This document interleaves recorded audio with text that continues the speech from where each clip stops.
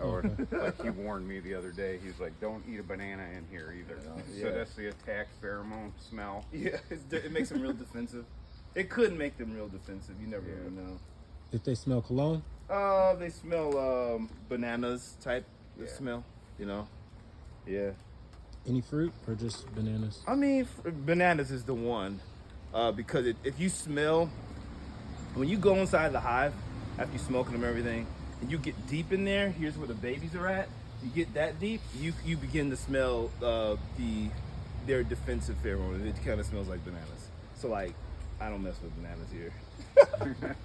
I don't eat cereal. Like you want to kind of you got to understand, they have a sense of smell that is documented to be like 20,000 times stronger than a dog. So like, the smells you are not aware of, they're picking up. So like, you know, it's really important to try to be aware of that and to speak as little as possible too. Like that's the thing. Like whenever I'm back here, like I'm not talking, I'm just like listening, because they'll tell you what's going on if you're paying attention and if you can hear them.